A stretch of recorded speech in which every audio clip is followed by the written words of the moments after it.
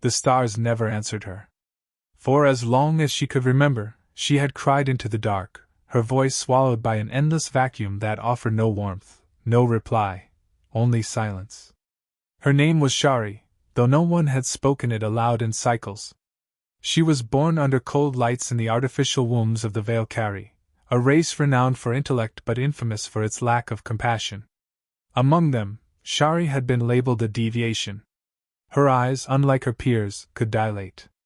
Her skin responded to touch with warmth. Her mind sensed emotions instead of suppressing them. In a culture that worshipped mental precision and purity of thought, Shari was a defect. Her empathy was a disease. They told her this as they placed her inside the stasis chamber, whispering sterile logic about preserving genetic integrity and minimizing disruption. Then they sealed the hatch and launched her into the abyss. The ship was ancient, barely held together by fading welds and forgotten code. Somewhere, deep in its rusted hull, a backup power unit hummed just enough to keep her alive. Days blended into months, then years. There was no sunrise, no rhythm to follow. Hunger came and went like a cruel joke. Her body adapted, but her mind began to fray. At first, she imagined voices, soft, maternal murmurs in the whir of the ventilation. Later, she stopped distinguishing them from reality. They became her only comfort. Sometimes, they scolded her in the clinical tone of her creators. Other times, they sang to her in languages she never learned but somehow understood. She clung to them, nestled among broken equipment and decayed food packs, hoping that if she stayed very still, very quiet, someone would come for her.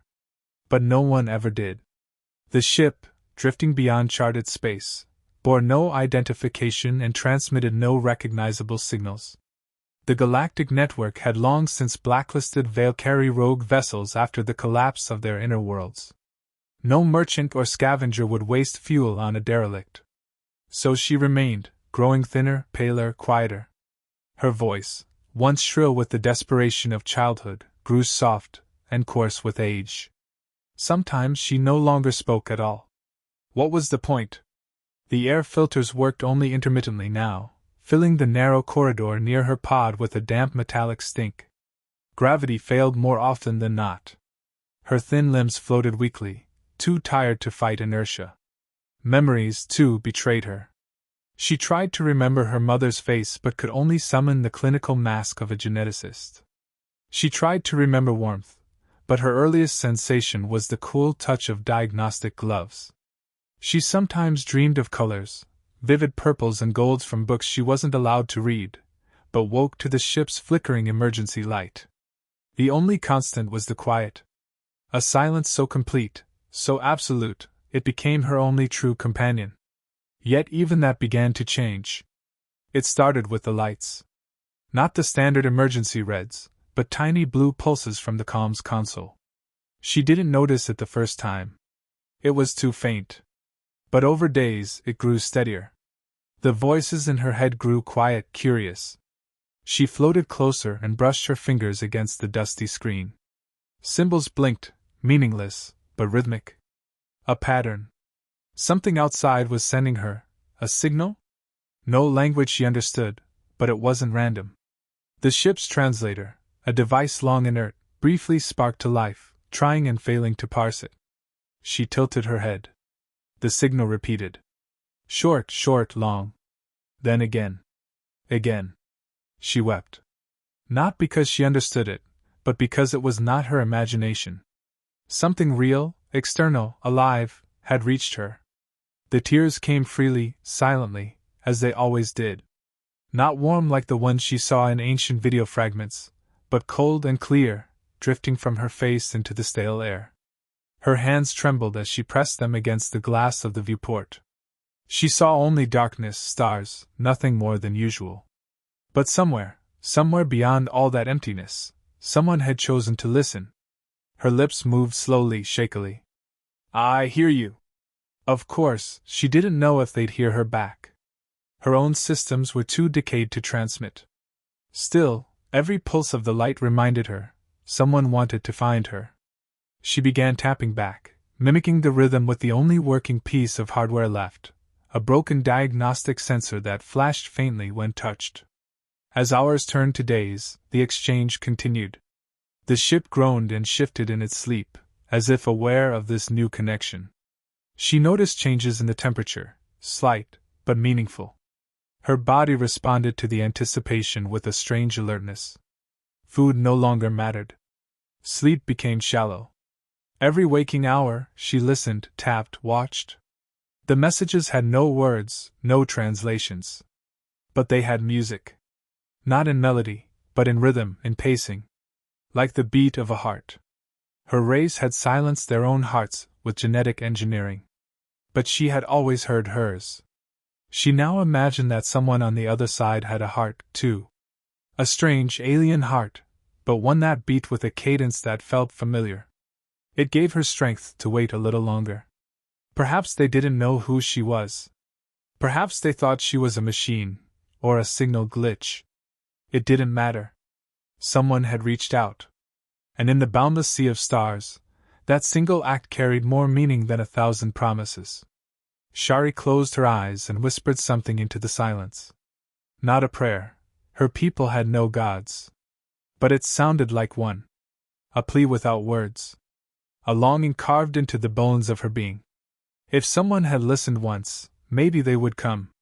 Maybe, just maybe, she wouldn't die out here. Maybe she wasn't unworthy of love after all. Across the vast silence of space, an old satellite caught something strange, an echo of irregular code, buried beneath radiation noise. The anomaly caught the attention of an American deep space monitoring station orbiting the far edge of Titan's gravitational halo. Technician Marcus Keller, ex-Navy and emotionally scarred by past deployments, was the one to flag it. He hadn't expected anything more than static that day. But the signal repeated itself. Marcus, a man who barely spoke to colleagues anymore, listened for hours, drawn not by the logic of the message but by its subtle pattern, something almost human in its cadence. He knew classified signals when he heard them. This wasn't one. It was old, weak, deteriorating, but it was alive. Marcus reported it. Protocol required that all anomalies be logged, but he kept a copy for himself. Late at night, alone in his quarters, he filtered it, slowed it down, and added timestamps. What he heard wasn't language. It was desperation masked in rhythm. He began to imagine a presence on the other end, someone isolated, trying not just to survive but to be known.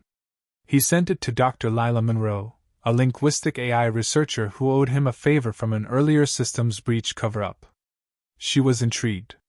The signal didn't conform to any known language database, but its structure showed intent, pattern, and response. Something was reaching out, not a machine, not an algorithm, but a mind. The U.S. Department of Space Reconnaissance didn't like mysteries floating near their outer patrol range. A special team was dispatched, not for rescue, but for investigation.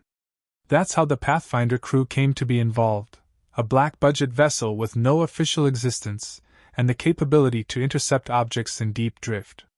Pathfinder's commander, Eleanor Reese, had grown up believing in miracles but lost her faith somewhere over the skies of Jupiter, watching refugees suffocate in an airlock malfunction no one could stop.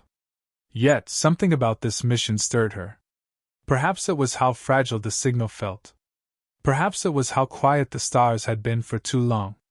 As Pathfinder closed in, the readings became more erratic. The vessel they discovered wasn't listed in any known Valkyrie registry. It bore marks of age, neglect, and technology that seemed half-forgotten. What disturbed the crew wasn't the derelict state of the ship, but the biological trace they detected, singular, weak, but stable. There was a life form aboard. They had expected nothing. Instead, they found proof of isolation longer than any human mind could endure. Aboard the derelict, scanners detected faint movement. One biosignature. No life support. No gravity.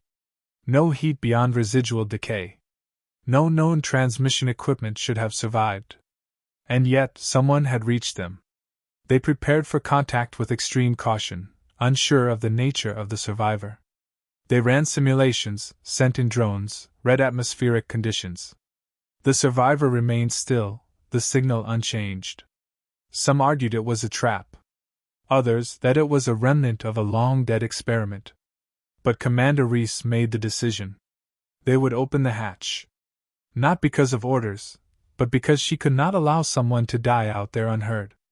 It was a decision she made with the heaviness of someone who had buried more people than she'd saved. The drone feed returned images of a frail humanoid, floating in semi-darkness, limbs curled tightly, body emaciated beyond belief. Yet her eyes were open, watching. The team expected fear, confusion, perhaps violence. What they saw instead was stillness, delicate, deliberate stillness. The girl made no move to defend, no sound to protest. Just a single, halting breath. A blink. A flicker of acknowledgement. It wasn't just survival. It was choice. She had waited, and now she saw someone had come. And for the first time in their careers, none of the crew could speak. There was no way to explain what they felt in that moment. No training for the sudden punch of humanity in a place designed to erase all traces of it. They carried her aboard the Pathfinder not as an alien, not as a scientific specimen, but as a child who had waited too long in silence. Her body couldn't handle rapid reintroduction to gravity or warmth. Medical staff struggled with stabilizing her without triggering collapse. She didn't speak their language, but her eyes said everything. And in those eyes, the horror of abandonment, the ache of hope, and the shock of being found all swirled together. Commander Reese sat by her recovery pod longer than regulations allowed, staring at her with a helplessness she hadn't felt since childhood. This girl had survived something no one should. And she had done it with no weapons, no power, no control, just hope. What disturbed Marcus Keller the most, when they decrypted fragments of the ship's old logs, was the clinical cruelty of it all. The Valkyrie had launched her not in exile but as disposal. The files were precise. Unfit for integration. Subject lacks detachment response. No replication value. The entire sentence cut deeper than any death order. Not only had they discarded her, they had declared her emotionally dangerous. For having feelings. For wanting connection. She was not only alone, she had been betrayed by her very birthright. The team didn't know what to call her at first. She couldn't say her name in human phonetics. But she responded to the smallest acts of kindness: warm water, soft fabric, gentle voices. She clutched a blanket like it was sacred. And when Dr. Monroe gently touched her hand, she burst into tears, no sound, just the steady release of emotions held captive for years.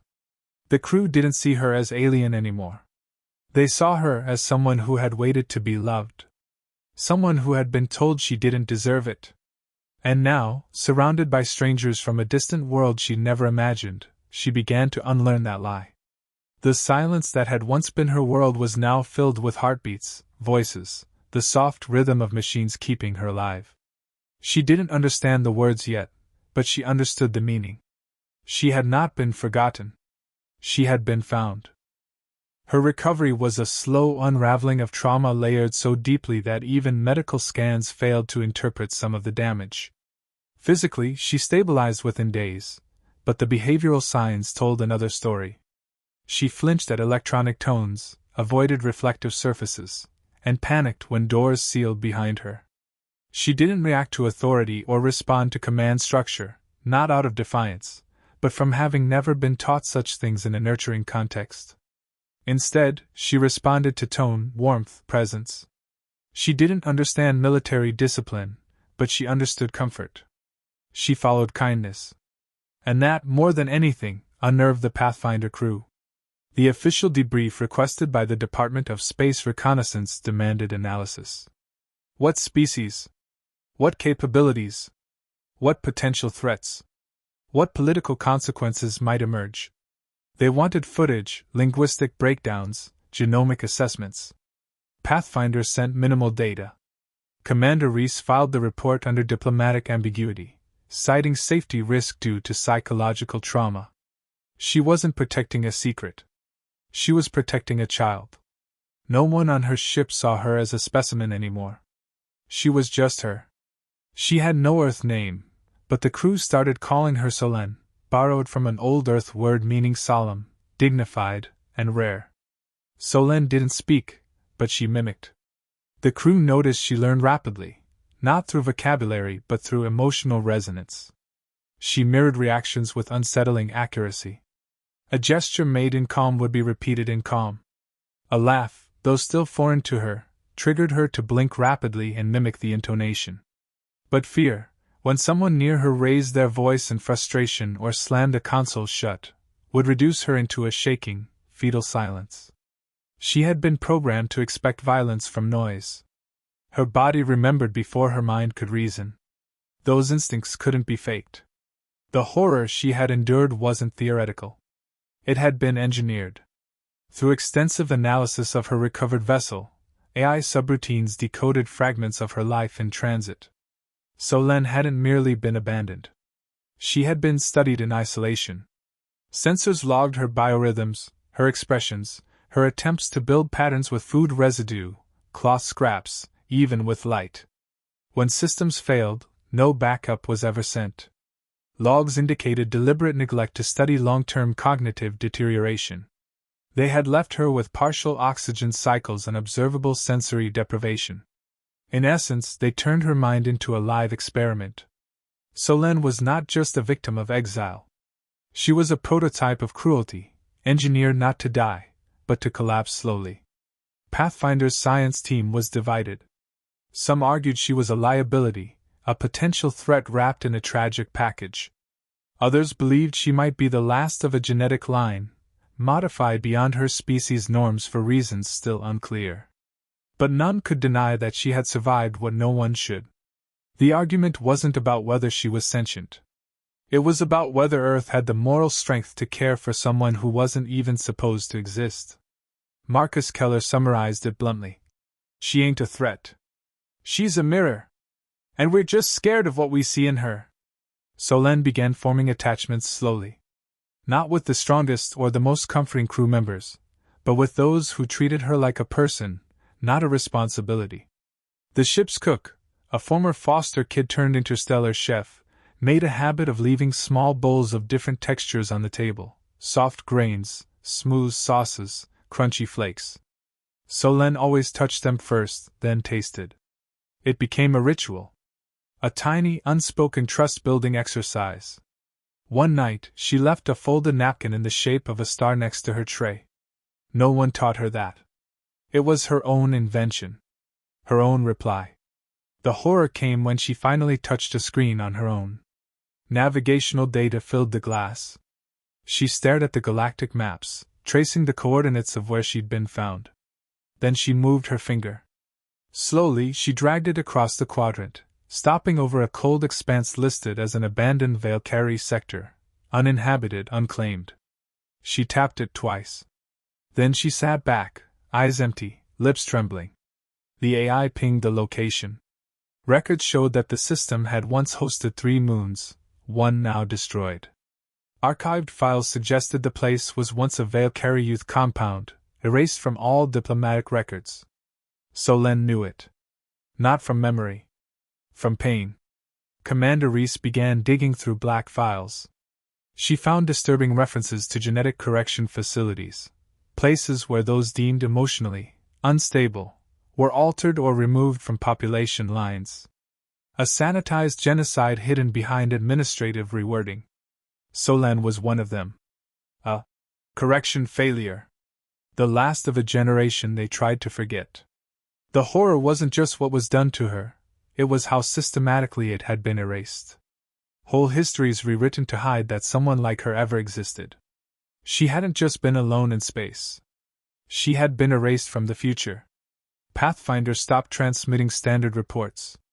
Reese locked down the ship's data cores, citing biocontamination protocols. In truth, they were no longer loyal to bureaucracy. They were loyal to Solène. She had changed the rhythm of the ship. Even without words, she centered everyone's humanity. She was the quiet reminder that survival wasn't enough, you had to mean something to someone. That was how she broke through. Not with speech or brilliance, but by becoming the soul of the forgotten. One evening, Marcus handed her a photo from his personal archive. It was of his daughter, lost in a shuttle accident years ago.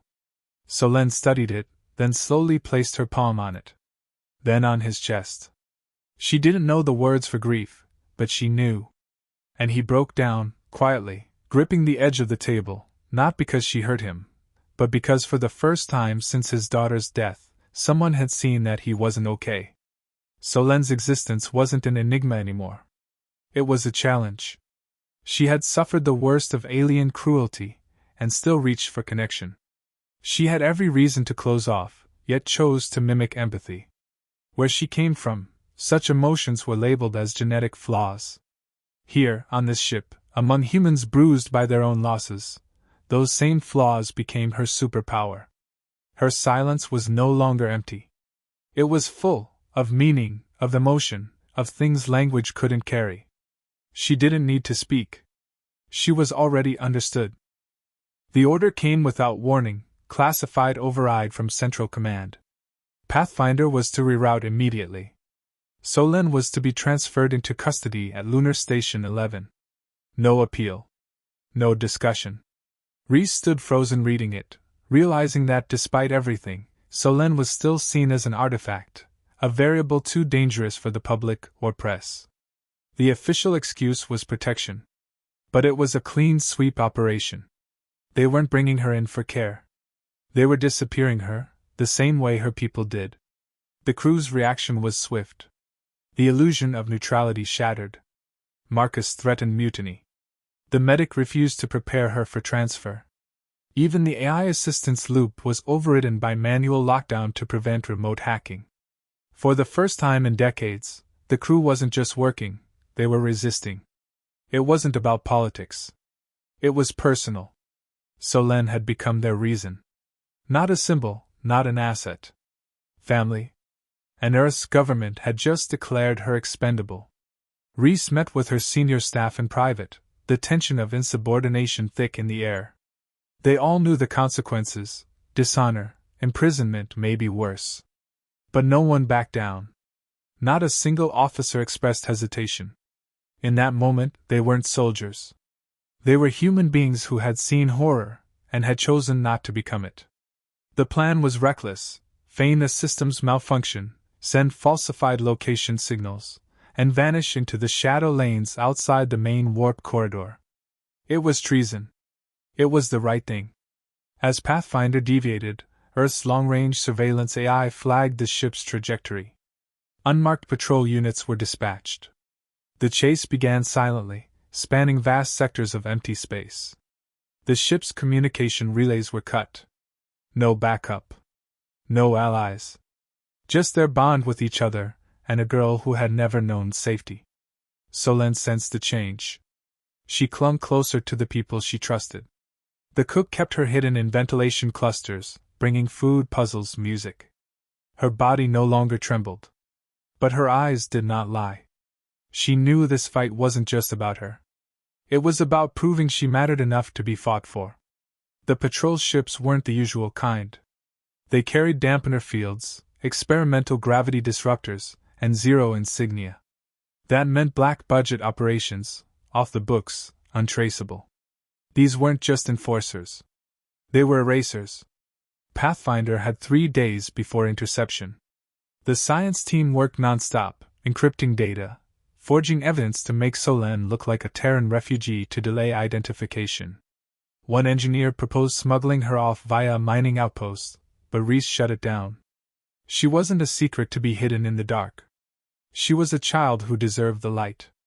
With hours left, they rerouted into the Magnetar Halo, a place no sane pilot would dare enter. The radiation storms were violent, systems often failed, and navigation was unreliable. But that was the point. It was the one place no one would expect them to survive, which made it the perfect place to hide. Pathfinder coasted in with systems dimmed, engines cold, and all crew in radiation suits. Solène, despite her fragile state, remained calm, sitting in the command seat as the crew worked around her. She wasn't afraid anymore. Not with them. As the magnetic fields closed around them, Solène reached for the screen again. This time, she drew a spiral, a symbol the linguist traced back to a pre-collapse Valkyrie glyph. It meant return. It wasn't just instinct. It was memory. She was remembering things. Maybe not fully, but enough to know that her story didn't start on that derelict capsule. It started before they silenced her. Before they removed her from her family, her name, her planet. She wasn't just lost. She had been stolen. The storm hit harder than expected. Power fluctuated. Radiation peaked. The hull groaned. But Pathfinder held together, tucked inside a gravity pocket shielded by a nearby asteroid. Outside, the Black Ops patrol circled, unable to get a reading through the interference. Minutes stretched into hours. Then, slowly, they gave up. The ships vanished. For now, Solène was safe. The crew exhaled. But no one celebrated. They knew it wasn't over. Earth wouldn't stop. Not because they feared Solène, but because they feared what she represented, a truth they couldn't control. Reese recorded a final log. She didn't send it through military channels. She broadcast it on an open civilian frequency, masked through civilian traffic signals. She didn't give coordinates. She gave a message. She is alive. She is not dangerous. She is someone's child. We found her alone, silent, broken. We chose not to repeat the sins of others. If that makes us criminals, then history can judge us. But we won't hand her over to be erased. The signal took days to bounce across systems, but when it did, something unexpected happened. Civilians responded. Miners, freighters, ex-military pilots, even old rebel colonies pinged back anonymous signals of solidarity. They didn't need coordinates. They just needed the truth. A wave of silent empathy began to grow. Solène wasn't just an isolated victim anymore. She had become a symbol of innocence that institutions tried to hide. And people had had enough. In a galaxy growing colder, her quiet pain had rekindled something warm, something human. She sat in the observation deck now, watching the stars. The cook brought her tea, and Marcus gave her a new hand-knit scarf. Someone had stitched a spiral on the edge. She ran her finger across it, her breath calm. She didn't speak. But she didn't need to. Her presence said everything. Against every protocol, every order, every logic of risk, they had chosen her. Not because she was powerful, but because she was powerless, and no one should ever suffer alone again. The message kept echoing, weeks after. More ships replied. Journalists picked it up. Old alliances stirred. Earth's government went quiet. Not in surrender, but in calculation. They had underestimated the power of empathy. They had forgotten that in the face of horror, humans had always been defiant. Always protective. Always willing to risk everything to do what was right. Solène had no army. No language. No planet. But she had humanity. They never expected Earth to back off completely. The silence wasn't surrender. It was strategy. A quiet recalibration. Political voices distanced themselves from the initial order. Committees formed, then disbanded. The press attempted controlled leaks, but the damage was already done. The footage of a small, quiet girl drawing spirals on glass while being protected by humans in defiance of their own government had reached deep into public consciousness. No one could package it. No one could spin it. It was too raw. Too human. Public pressure escalated. Protests erupted, not massive, not violent, but stubborn. Pilots and engineers threatened walkouts. Civilian ships refused to dock at military checkpoints. A small group of retired admirals signed an open letter calling the government's action a betrayal of every post-war humanitarian code. Their words resonated. It begins with one child. But if we justify silence once, we license erasure forever. The letter was printed, scanned, and spread across the networks. Its final line, "She is not ours, but she is in our care," became a quiet anthem. Pathfinder stayed hidden, but it wasn't running. They weren't waiting to be forgotten. They were waiting for a signal, any sign that Solène's safety wouldn't require a lifetime in the shadows. Reese monitored every channel, every secure line, and read every word of the growing storm. He didn't trust Earth Command, but he believed in the people who still held on to something greater than orders. And eventually, the signal came, not from the government, not from the military, but from civilians who had created something entirely new, the Accord. It wasn't a political bloc. It wasn't a formal council. It was a coalition of scientists, advocates, and starship unions who had declared that, moving forward, no sentient life form found in distress could be claimed by force without a full tribunal and interspecies review. The Accord didn't have enforcement power, but they had numbers.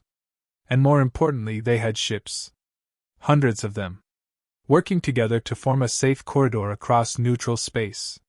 Their mission: protect those abandoned or hunted, and give them a voice.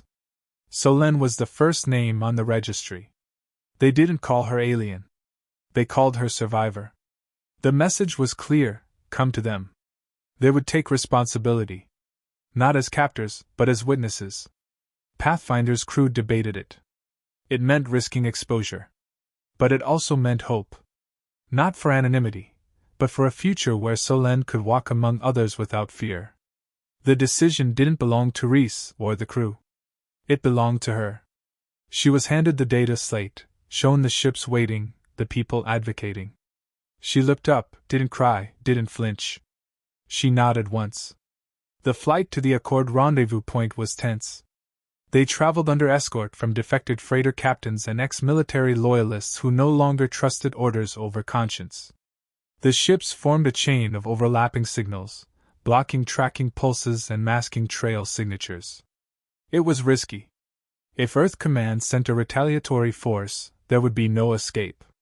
But nothing came. No interception. Just silence. And at the edge of the corridor, dozens of ships waited. Their lights blinked in soft patterns. No weapons. Just beacons of welcome. As Pathfinder docked, Solène stepped onto the platform, her hand held by Reese. No cameras. No ceremony. Just engineers and scientists, ready to receive her, not as a specimen, but as someone worthy of care. She was given a room, not a cage. Books, not monitors. A translator array, not interrogations. Her recovery wasn't documented for the press. It wasn't a political victory. It was personal. Her first night, she slept with both hands unclenched. Weeks passed. Then months. Solène began to speak, slowly, quietly. The translator struggled at first, but she was patient. The first full sentence she formed was simple. Still here. Reese wept in silence when he heard it. Not because of what it meant to the world, but because of what it meant to her. She had survived the void, the silence, the fear, and now she was learning to exist beyond them. The Accord expanded. More cases surfaced. Other children. Other species. Some damaged. Some afraid. But none forgotten. What started as one rescue had become a movement. Not led by governments or armies, but by ordinary people who refused to let fear dictate morality. Pathfinder's crew was never reinstated. They were discharged in absentia. But none of them returned to Earth. They chose instead to work with the Accord, becoming its first mobile response unit. They didn't need medals. They already had their reward, her. Solène never returned to her homeworld. It remained unreachable, still a scar across the stars. But she created something new. A school, not for humans or aliens, but for anyone left behind. Survivors like her. Children taken by war, lost in bureaucratic silence, discarded by their own people. She taught them what she had learned: how to trust. How to listen. How to forgive. Years later, when she was old enough, she asked to see Reese again. He was older now, slower, his voice a little rougher. But when he saw her, standing tall, confident, her eyes no longer hollow, he saluted. Not as a commander, but as a man humbled by the endurance of a child who had once wept in silence. She embraced him without hesitation. Not because he had saved her, but because he had never let her be invisible. Her final message to the world was recorded at that meeting, in her own voice, without edits, without translation overlays. Just a girl who had once been lost, now found, speaking directly to those who would listen. I was not born on your world. But when I was alone, it was your people who held my hand. When I could not speak, you listened. When I was silent, you stayed. You did not need to know my name to treat me as yours. You showed me what your species is. And I will never forget. And neither did humanity.